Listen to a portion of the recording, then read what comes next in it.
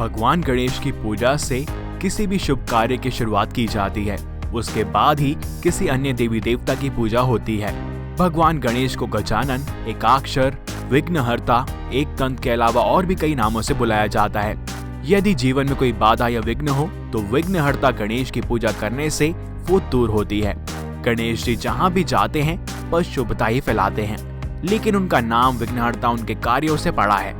उन्होंने सभी विघ्नों को लांघकर अपना वचन सदैव पूरा किया है। एक बार स्वयं देवराज इंद्र ने उनके मार्ग में विघ्न डाले थे, यहाँ तक कि यमराज तक को बुला लिया था। तो आज हम जानेंगे कि कैसे देवराज इंद्र को भी गणेश जी ने परास्त किया था। लेकिन इस कथा को आरंभ करने से पहले यदि आप हमारे चैनल पर नए हैं तो इसको सब्सक्राइब जरूर करें और साथ ही बेल आइकॉन को भी दबाएं और बोलें गणपति बाप्पा मोरया। इंद्र के युद्ध कौशल के कारण आर्यों ने पृथ्वी के दानवों से युद्ध करने के लिए भी इंद्र को सैनिक नेता मान लिया।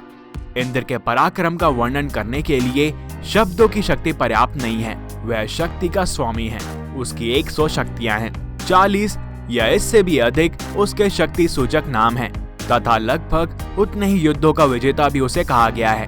वह अपने उन मित्रों एवं भक्तों को भी वैसे ही विजय एवं शक्ति देता है जो उसको सोमरस अर्पण करते हैं।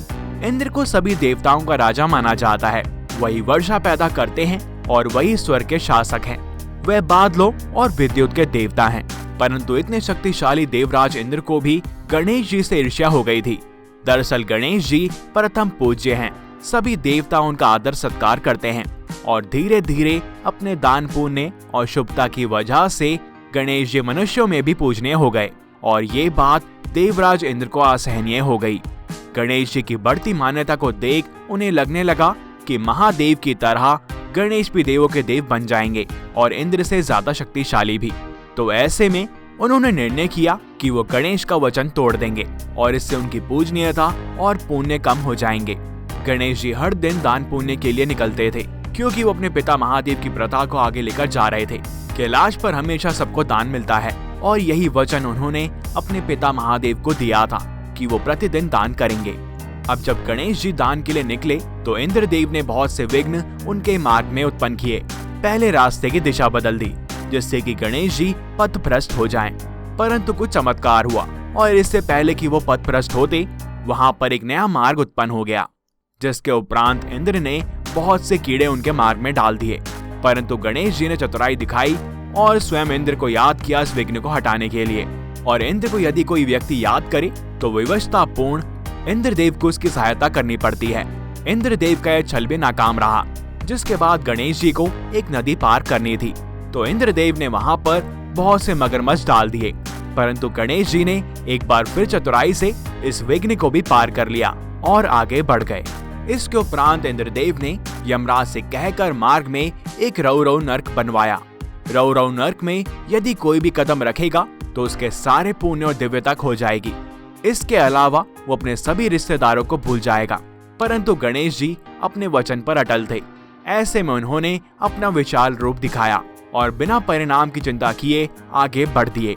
उनके कदम रखते ही कुछ अद्भुत हुआ, जिसे देखकर यमराज, इंद्र और सभी देवता आश्चर्यचकित रह गए।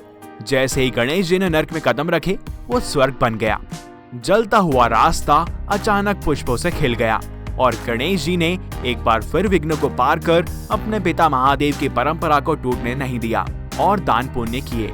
इसके उपरांत नारद मुनि इंद्रदेव के पास पहुंचे और उन्हें समझाया कि जो उन्होंने किया वो गलत था और उन्हें गणेश जी से क्षमा याचना करनी चाहिए, क्योंकि भगवान गणेश जहाँ भी जाएंगे शुभता वहाँ पर फैलाएंगे और वो स्वयं विघ्नहर्ता हैं। उनके जीवन में कोई विघ्न कैसे डाल सकता है। उल्टा गणेश जी ने इंद्र के द्वारा होने वाले पाप से भी उन्हें बचा लिया, क्योंकि यदि आप किसी के दान पुण्य में विघ्न डालो तो वो एक पाप है। इसके उपरांत इंद्रदेव को अपनी भूल का आभास हुआ और वो गणेश जी के पास जाकर उनसे क्षमा याचना करने लगे, जिसके बाद गणेश जी ने इंद्रदेव के पराश्चित को स्वीकार किया। गौर करने वाली बात यह है कि अपने मार्ग से सभी विघ्न हटाते हुए गणेश जी ने किसी को हानि नहीं पहुंचाई। वो असीम शक्तियों के मालिक हैं, परंतु फिर भी उन्होंने किसी को हानि पहुंचाए बिना अपने विघ्न दूर किए और अपना वचन और कार्य पूरा किया। तो एक बार फिर हमारे साथ बोलो गणपति बाप्पा मोरया। भगवान श्री गणेश के प्रभावशाली मंत्रों का जाप करने से भक्तों का जीवन मंगलमय और सुखमय बनता है। इन्हें कभी ना भूलें। गणेश चतुर्थी पर गणपति बाप्पा के मुख्य मंत्र ओम गण गणपते नमः का जाप करना चाहिए। इस मंत्र का जाप करने से जीवन में आ रहे तमाम विघ्न दूर होते हैं। श्री गणेश का षडाक्षर विशिष्ट मंत्र वक्रतुंडाय हूं का जाप अवश्य करें। मान्यताओं के अनुसार यह मंत्र अत्यंत लाभकारी है।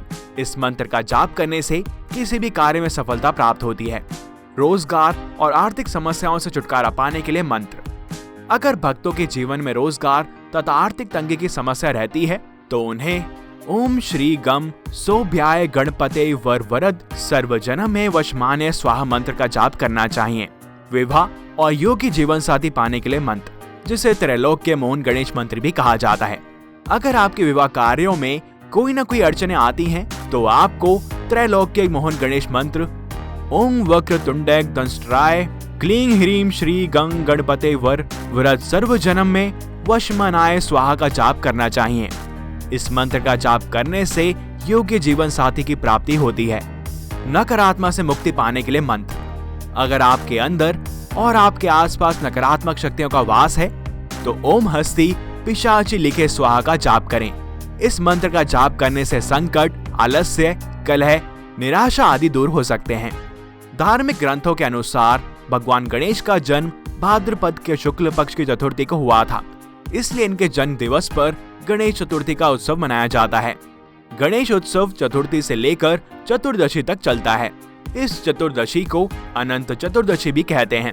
11 दिनों तक चलने वाले इस पर्व में गणेश भगवान की मूर्ति स्थापित की जाती है और प्रतिदिन उनकी विधि विधान से पूजा अर्चना होती है। इस वीडियो में इतना ही। अगर आपको ये वीडियो पसंद आई हो तो इसे लाइक और शेयर करना ना भूलें और हमारा सपोर्ट करें हमारे चैनल को सब्सक्राइब और बेल आइकन को प्रेस करके, जिससे कि हम प्रभु की ऐसी कथाएं ज्यादा से ज्यादा लोगों तक पहुंचा पाएं। मिलते हैं आपसे अगली वीडियो में और भी अद्भुत कथाओं के साथ। तब तक के लिए हरि ओम।